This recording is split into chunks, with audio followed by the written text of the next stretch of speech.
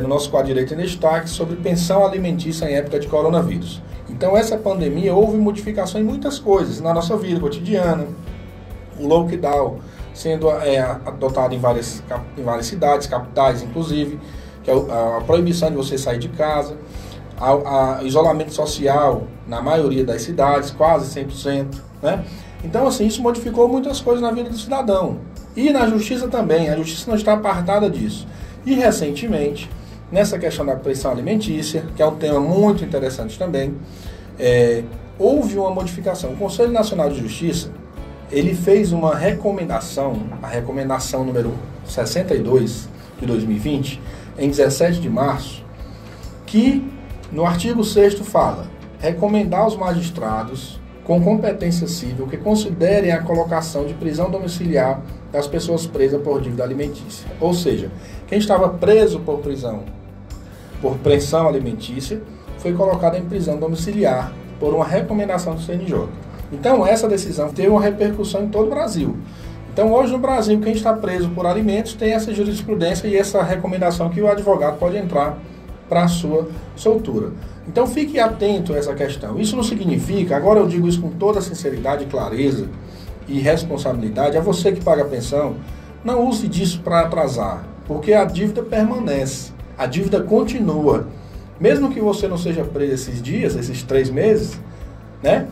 Mas quando passar essa pandemia, volta tudo ao normal. Então tenha responsabilidade, cuide do seu filho, pague a pensão, do valor que ficou determinado pelo juiz, cumpra o que ficou determinado, porque essa recomendação e essa decisão é para os casos que estão em atraso e nesse período específico.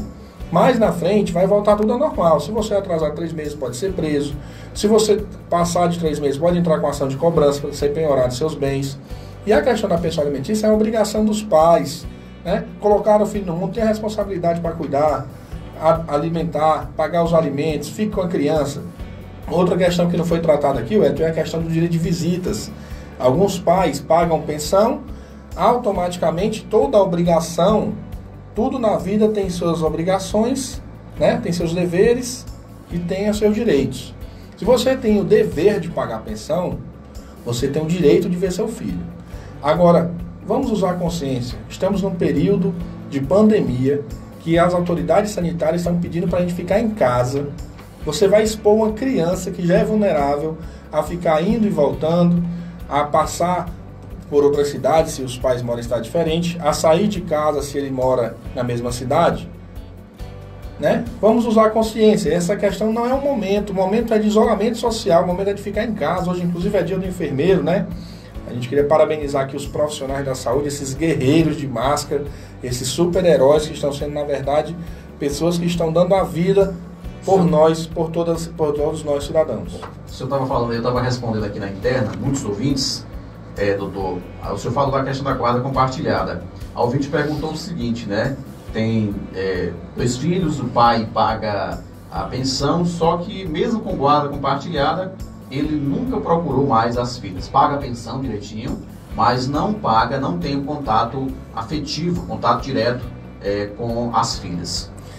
Isso aí é uma outra ação na justiça que acontece e está acontecendo muito também, que é chamado abandono afetivo. Então existe uma ação de abandono afetivo. Se o pai não vê mais as crianças, se o pai não quer mais saber das crianças, então o que está acontecendo aí? O abandono, ele está abandonando a função da figura de pai. E eu digo aos nossos ouvintes, internautas, que ser pai não é só pagar a pensão, viu, Elton? Ser pai, eu já pago minha pensão, faço minha parte. Não basta pagar a pensão, tem que comparecer, tem que visitar, tem que acompanhar o desenvolvimento da criança. Então eu sei que essa questão financeira é muito complexa, que os pais ficam discutindo com a mãe o valor que realmente é devido, mas além de pagar a pensão, ligue para o seu filho, tenha contato com ele, visite se for preciso após esse período. Nesse momento, o aconselhável é ficar em casa, nada de ficar transitando com crianças, mas quando passar esse período você pode voltar a ter contato. A ouvinte diz que tem uma filha que tem 3 anos e o pai da criança está exigindo que a mãe faça uma conta no nome da criança para que ele possa fazer o depósito. Isso é legal, doutor?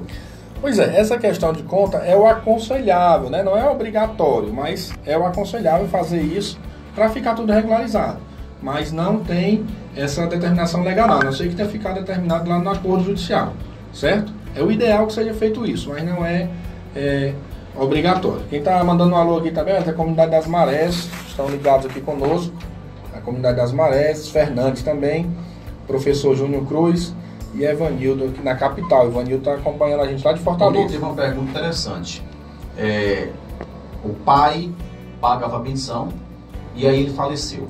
A criança, por exemplo, o pai estava lá e aconteceu um acidente, algo parecido, e o pai faleceu. Como é que fica nessa situação? O avô, ele pode continuar pagando a pensão? Deve. Como eu falei, a questão de alimentos é obrigação dos pais, na ausência dos pais ou os avós, porque a criança não pode ficar sem receber. Se o pai faleceu, ela entra com uma nova ação em nome dos avós, ok? Um abraço para o meu amigo Antônio Salles, doutor Antônio Salles, lá do Cedro, acompanhando a gente aqui também pelas redes sociais. Um abraço para você.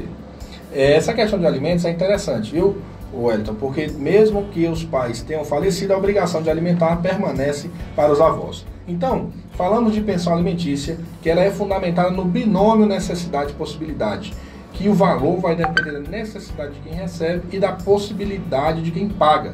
Por isso, as mães que estão me ouvindo, fique atenta, faça uma planilha de gastos do quanto você gasta com seu filho. Caso você ainda não tenha judicializado, tenha feito um acordo com o seu pai e seu filho, ótimo, mas guarde isso para uma questão de resguardar, caso venha até algum problema, facilita a sua vida.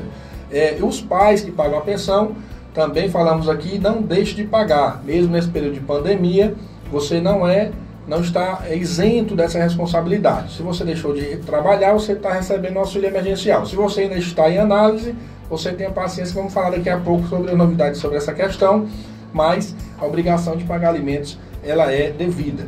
Falamos de alimentos provisórios, que é aquele no início da ação, o juiz determina, e os definitivos, que é o final, quando verifica a real capacidade do pai em pagar. No caso de atraso, 3 meses, pedido de prisão. Acima disso, pedido de ação de cobrança normal. O que eu acompanhei também aqui nas perguntas, a gente queria, para a gente mudar o assunto, que o senhor reforçasse, é que boa parte das pessoas que nos mandaram perguntas, doutor, não é casos judicializados.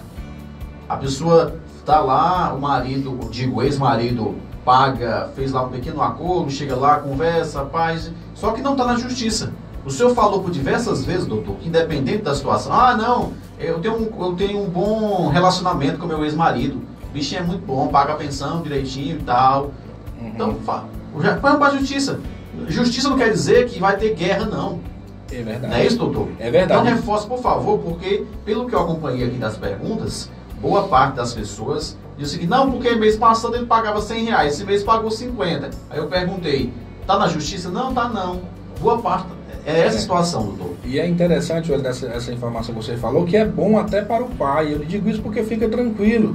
Eu falo isso de caso vivenciado, eu pago pensão, e a pensão ela serve para você abater do imposto de renda. Então, você que é pai, que paga a pensão, regularize sua situação. Eu, inclusive, essa semana já ingressei com uma ação que foi consenso. Entre pai e mãe, chegamos a um consenso, fechamos um valor, e eu ingressei na justiça normalmente só para o juiz homologar. Porque quando é com acordo é melhor. Se o pai do seu filho disser assim, não, mas eu já pago pensão, não vou me eximir da responsabilidade, você diz, não, pois vamos só para regularizar.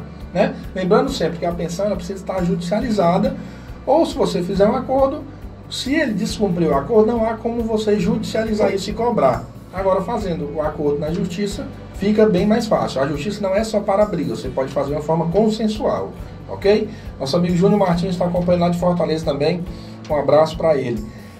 Então, concluindo aqui a informação, falamos hoje sobre o tema de relevante, muito relevante para a sociedade, que é a questão de pensão alimentícia. Falamos isso com muita responsabilidade, são as informações atuais baseadas na lei, e o que a lei fala é isso. Certo? O que a lei diz é que precisa ser analisado o gasto da criança, a necessidade da criança e a possibilidade do pai. E que, após o atraso, cabe uma execução de alimentos e esse valor tem que ser atualizado todo ano, se for de acordo com o salário mínimo.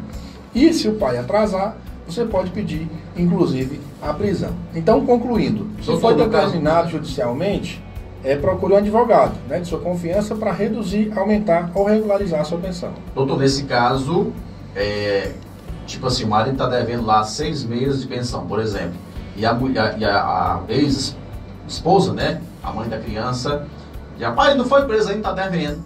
O juiz não sabe que está devendo não, né, doutor? Você tem que informar, né? Procurar o advogado para que o advogado informe a justiça, para que a justiça possa determinar a prisão. Não é automaticamente. Tem como o juiz saber que o fulano ciclano está devendo a pensão e ele está solto lá, rindo da cara da mulher? Na verdade, nada é automático, né, velho? Tudo precisa ser levado para a justiça. Nem a justiça sabe que ele não está pagando e nem muito menos que ele é pai da criança. Então você precisa levar isso até a justiça. E outra coisa, além de levar, velho, eu aconselho sempre, por isso que eu falei da questão de fazer a tabela de gastos, a levar de uma forma bem fundamentada. Eu já atendi pessoas, sinceramente, eu não vou citar nomes por questão de ética, mas eu já atendi pessoas que queriam entrar com ação de alimentos, não sabia nem o nome do pai da criança. O nome e o endereço, não, ele trabalha viajando. Mas aí fica difícil.